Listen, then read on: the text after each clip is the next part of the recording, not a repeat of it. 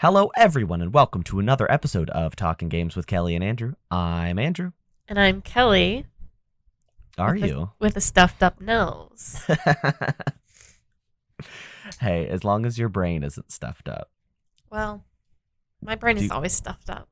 But are your gamer thoughts in order, though? Absolutely. I've got all my gamer ducks in a row. Okay. I thought you were saying thoughts, and it was really stuffed up, and then I realized you were talking about gamer ducks, and I'm like, I'm glad that gamer ducks. I don't know what a gamer duck is, but It's a duck that plays video games. okay. Last week it was gamer juice, and this week it's gamer ducks. They drink the gamer juice. The ducks drink the... Do they swim in it like ducks swim in it, too? Yes, that's how they become gamer ducks. Oh, so like there was an infected water supply? Yeah, it was in the news. I'm surprised you didn't read about it. No, I don't follow the news. It was kind of a big deal, to be honest. No, I don't even know what's going on. I don't even know what a news is. Me neither. We don't have a whole show about gamer news. No. Or There's not a anything. lot this week, so No, there's not. even if we did, which we don't, it'd be not tons that happen in the world. But we don't have that show, so. We sure don't. So, hypothetically, if we did, which we don't, what might be our first thing on the docket today? So, Battlefield 2042 was delayed from October to November 19th, which is not a very long period of time, but I don't know. That's kind of alarming that it's only like a month. It's really strange. I mean, it's probably just like a production thing. Yeah, maybe something like got bungled. Like maybe it's just like other games might release and then like have a patch. Maybe this is like them doing like a patch sort of situation. Yeah, I mean, it's less than one full month. I saw that one of the leaders of this project tweeted saying, "Don't be worried. Like everything's fine. It's just we got to figure a couple things out." And then he ended the tweet by saying, "Have faith, fam." Yeah. So, it really inspires a lot of confidence. oh yeah, I didn't have faith until he told me who is fam, to have faith. Then I had all the faith. That's all it took. That's all it took. I thank God for that tweet. Am I right? Just those 3 words. Yeah. But I think he goes on to sort of be like, it's like a specific problem that they're having with like visuals and performance. He's talking That's about concerning. terrain tessellation.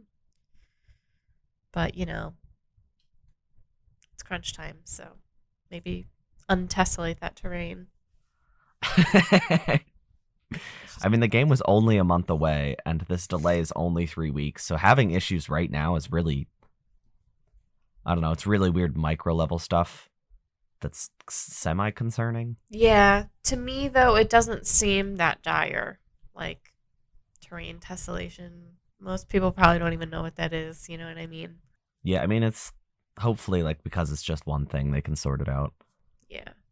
I mean, it doesn't affect me because I'm not buying it day one, but... Yeah, I'm probably not even buying it day 2. I probably won't even buy it year 2, honestly. Oh, wow. Yeah, probably me neither. I like how shocked you were by my bold stance that you share. Yeah, it's, I'm a sheep. You're a sheep? Yeah, I just follow what everybody else does. So if Andrew isn't buying it, neither am I. Wow, I didn't know I had so much influence. Speaking of multiplayer games, though, there's another game that we talked about a few weeks ago called Doke V. It's made by the Black Desert Online folks. It got a trailer during Gamescom that we were both kind of just speechless with because it was just so wild looking and we were unclear on what exactly we were seeing. But I was very interested. And then Kelly dropped the fact on me. She's like, "Hey, it's an MMO, right?" And I was like, well, that ruins it. I'm no longer interested. And then clearly, due to Kelly's comment, the developer has come forward and said, "We are sorry, this actually is no longer going to be an MMORPG. We're pivoting.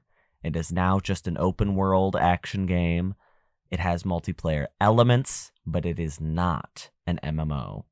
So, Kelly, you made a really big splash with that one. I know. You're welcome, everybody. Yeah. Jeez. What would you do without me talking Not out by of my Dokev. talking out of my butt all the time? I went from semi-interested to very interested. Yeah, I'm a little bit wary. Like, what do you mean multiplayer elements?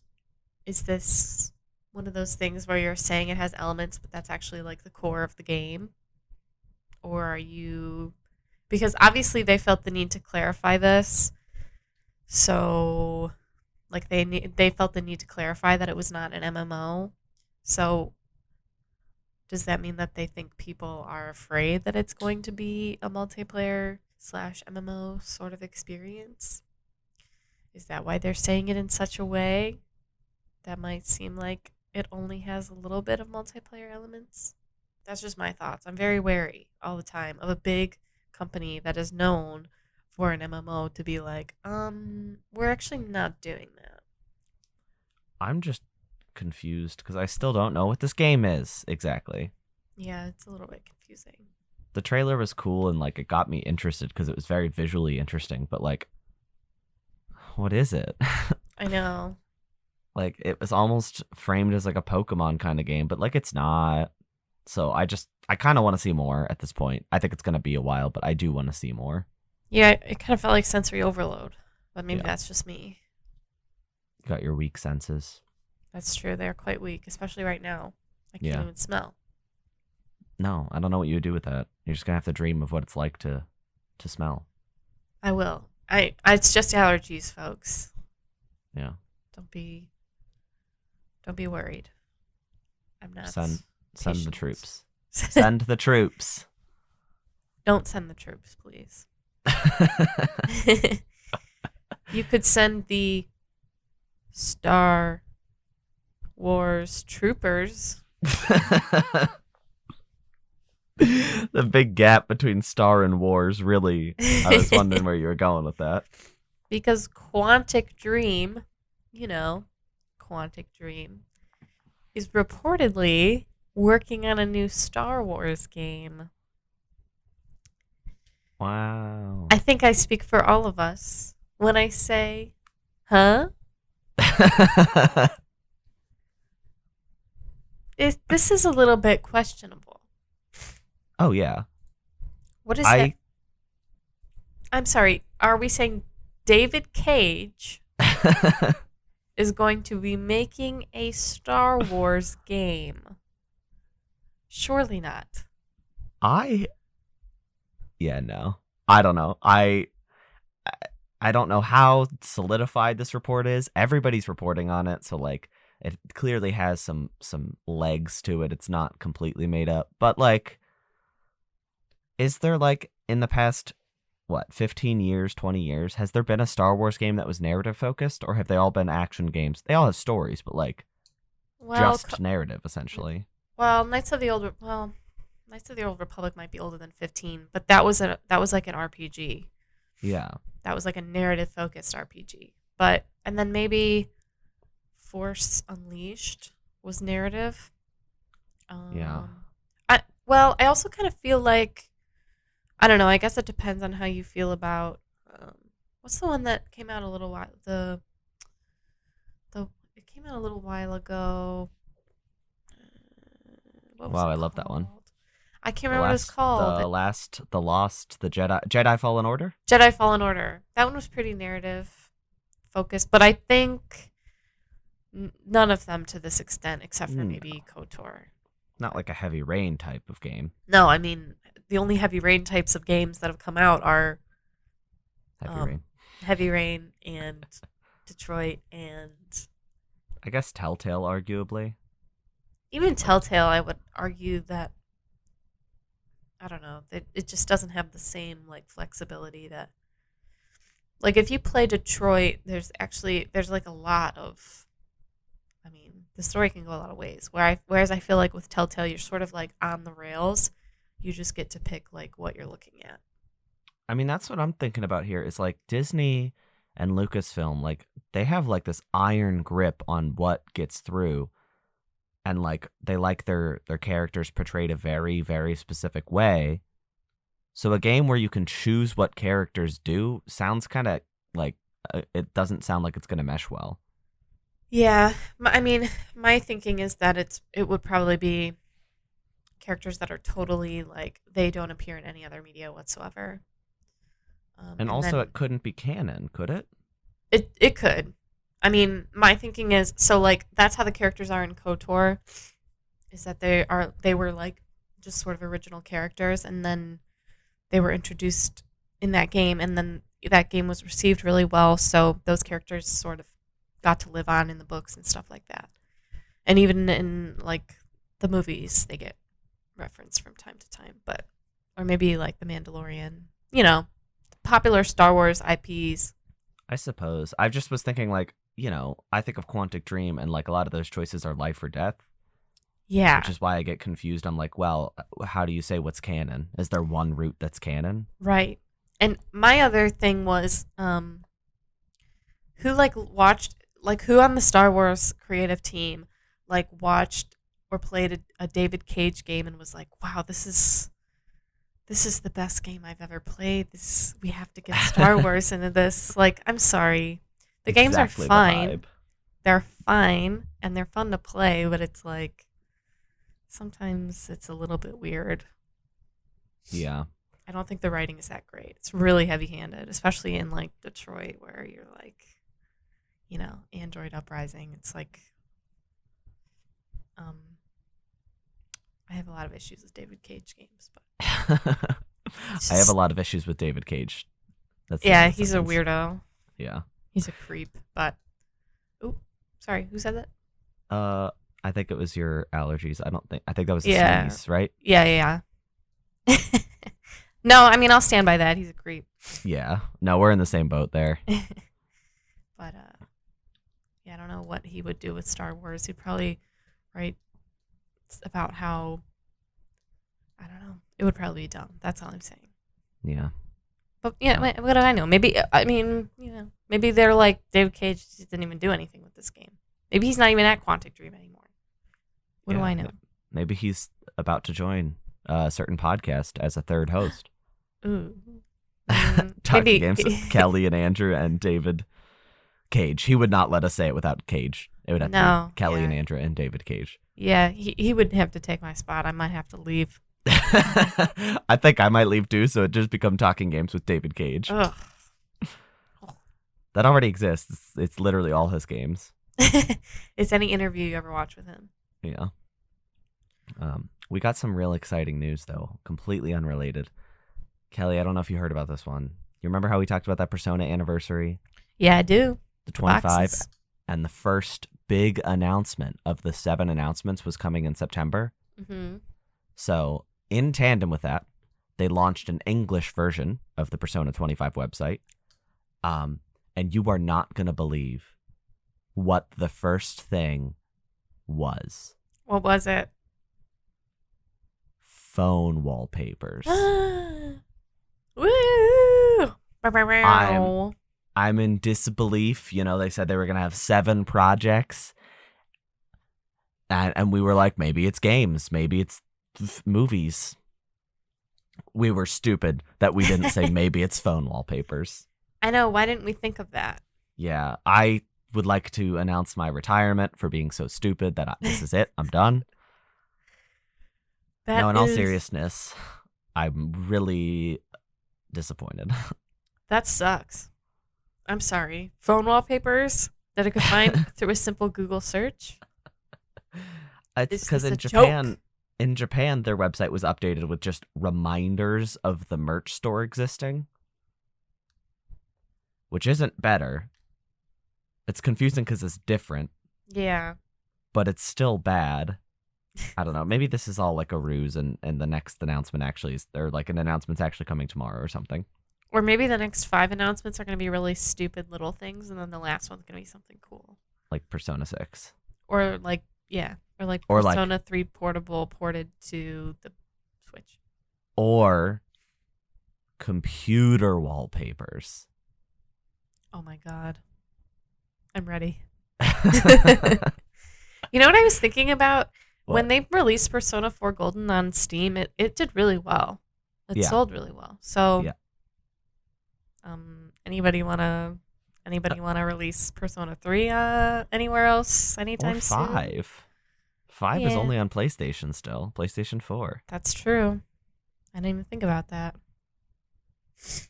Or 5. I said it Yeah. first. Somebody must have given me that idea. I don't know who though. Probably David Cage, our third host.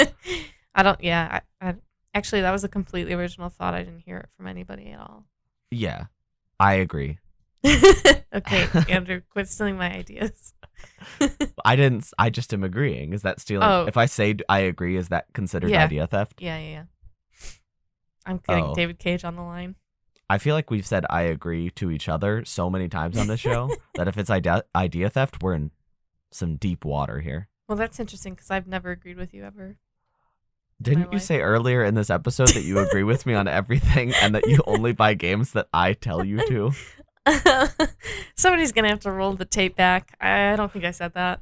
Okay, I'll It get might our have been engineers doctored. back later. It was doctored, the footage? Audio. Yeah, the audio was falsified and doctored because our audio editor is very biased in Andrew's favor. Who is that? I don't know. Who's editing this episode? I don't know. That's favored. Some guy named David Cage. Wow. I didn't know David Cage was a fan of me. Yeah, well, he's been demoted. He was on the show, and now he's just the editor. So you better watch yourself, Andrew. What is today? What is this episode? So last bit of news we had this week is actually going to lead into the What We Played section. Whoa. Wow. He's so good at transitions, folks. Thanks. That's not doctored. She actually said that. I did not say that. That was completely false. You don't even know what I said. I didn't reiterate. Oh. Okay. Fair enough. Okay, so 6 years ago, almost to the dot, Undertale was released. And then 3 years ago, a little less than that, Toby Fox came forward and said, hey, here's a successor of sorts called Deltarune, which is funny because it's Undertale, but the letters are in a different order. And that was chapter 1 of that. It was released for free. And then this past week, Toby Fox is like, hey, part 2 is on the way. And everybody's like, whoa, really? When's it coming? And he's like, tomorrow. So he announced on Thursday, and the game dropped on Friday. I played it. I replayed part 1 when I found out about this so that I was ready for part 2. Because like I said, it's been 3 years, and the game is short.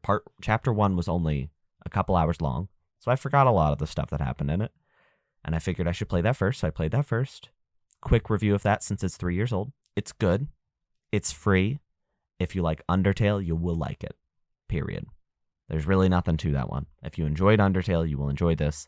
And it's not a sequel, more of a successor, but there's a lot of recurring themes and a lot of recurring characters. So I would highly recommend, if you have not played Undertale, don't play Deltarune until after that. So I played part 2. Chapters 3, 4, and 5 are on the way. They are going to come as a package deal versus chapters 1 and 2, which dropped, individually and for free. And they will make the package whole, and it will release as a full game that you can buy. That has been confirmed by Toby Fox. I really hope that it doesn't take 9 years, based on his current pace, for that to come out. Because I don't want to wait 9 years to play the whole game. But my review of the actual game. The visuals are really in line from what you could expect from the previous 2 entries. So it's pixel art. There's a lot of interesting flares to it. Toby Fox has clearly gotten more talented and got more people to help him because there's a lot of interesting, nice little touches that make it a more polished experience than Chapter 1 as well as Undertale. The music, I don't think I even have to say this. If you have any experience with Toby Fox's music, you should expect this to be exceptional, and it is. There are some real bangers in here, some real bangers. I think Chapter 1 had some more memorable music, but Chapter 2 had some more thematically fitting music, if that makes sense. Bangers. Bangers. Did that comment make sense? Yeah. Okay, because like I will listen to Chapter 1 soundtrack just for fun and dance violently. Oh. But Chapter 2's is more like really fitting in the moment, and I probably won't listen to it as much, and I probably won't dance as violently to it. But who's to say? We'll find out. I did finish this 5 minutes before this recording session. That's not an exaggeration. We start recording at 5 p.m. I finished at 4:55 p.m. So this is very fresh in my mind. I thought the story was really good. It's on par with Chapter 1. I do think Undertale itself is a more exceptional experience, mostly because it's a start-to-finish game. And also, the choice system was really interesting. It's been emulated by a lot of other games now, so it's not going to stand out as much if you go back now. But this game's a lot more linear than those. And I think it does a really good job of building off what was established in Chapter 1, because Chapter 1 was largely character introductions and like building up your main party, you know, making sense of who they are, giving them motives instead of just tossing you in with them. And then Chapter 2 gets to build off of that. So they're already established. You already kind of understand who they are, what they want, what they love. And now you get to move forward with that. And there is a legitimate villain in this one. That was a major thing missing from Chapter 1, is you didn't really know who the villain was until, boom, villain. And then, boom, done.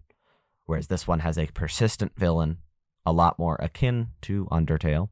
And I think these comparisons are fair, since same person, spiritual successor, and also they have the same letters in their name. So it took me a few hours to beat. I very highly recommend it. It is free. So again, if you've played Undertale, Chapters 1 and 2 are now available, and they are free. Chapters 3, 4, 5 are on the way, hopefully before 2030, which sounds like a joke, but also if he kept his current pace of how long it takes him to make chapters, it will be 2030 when the next set drops. But I'm very excited for what's next. Hopefully, you'll hear about it on this show, because it won't be too far away that it's announced. But like 2030? Nah. No, Kelly will be 2,425 billion years old. That's true, yeah. And she won't want to play games anymore. No, I will have moved on from these petty human activities. Do you feel like one day it will be like worthy as a spiritual successor to Undertale? Because Undertale has a lot of like staying power. Yes and no. I think especially with Chapter 2, Toby Fox knows he cannot quite recapture what he did in Part 1, or in Undertale, the first game. So he's kind of building something new here. It shares a lot of DNA, but it's not the same game anymore, and it's not trying to recapture. The fact that the story is quite linear automatically makes it feel quite a bit different, you know? The choices are not enormous. They don't make a huge difference. Whereas in the first game, in Undertale, your choices meant everything.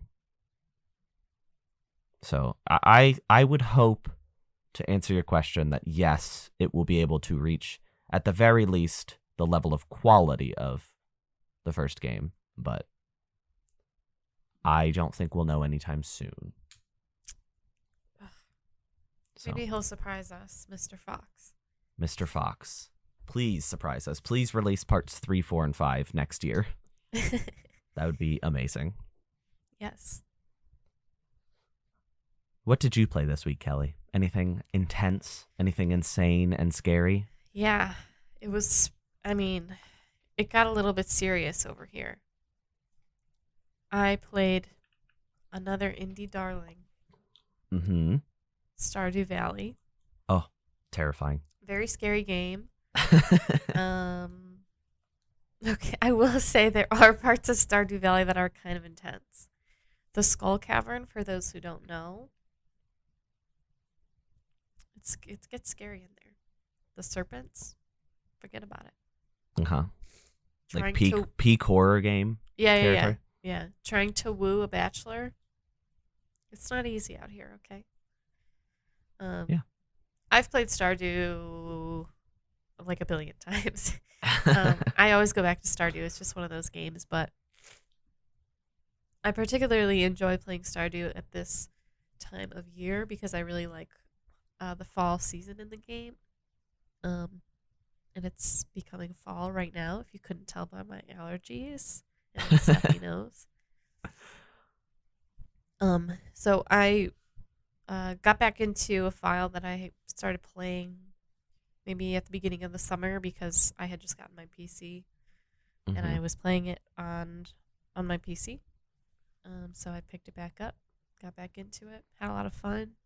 I think what's really amazing about Stardew, and I don't know if we've ever actually talked about Stardew Valley, but the creator, his name is Concerned Ape. He's really, really, really good at like communicating with fans, like to an extent that I've never seen in a indie game creator. He pretty much made the game himself, which is like insane. And he was with a company for a while, like a publishing company for a while, but they sort of like split because of creative differences, and he just wanted to have like full control of his game, which I think is really cool. So it's completely independent, and he still releases updates for this game that came out, however many years ago, which I think is really cool. And the updates are really like they're really in depth, like new places to explore, new like crops, because it's a farming game for those who don't know. New crops, new resources, new like dungeons, stuff like that. So that's really cool. I also think he is just an all-around cool guy. Like I said, he's really, really honest and open with his fans on Twitter and on like Reddit and stuff. So something that he did actually was before he released the newest patch, which patches in Stardew aren't like we fix something. It's like here's a brand new island for you to go to explore and brand new stuff for you to do. He like consulted with the really popular mod makers, and he was like, "Hey, I'm releasing this patch. I just want you to know that, this is what's going to happen, and you'll probably have to update your mods, but I can help you do it." Which is like really cool. So I'm a big fan. I know. I'm a big fan of his. I think he's a really nice guy, and the thing too is he's got a crazy work ethic. Like his name is actually Eric Barone or Baroni. I'm not sure. I think it's Barone. Like someone will like say that there's a bug, and he'll be like, "All right, checking it now" on Twitter, and then like 3 hours later he'll tweet and be like, "Fixed it."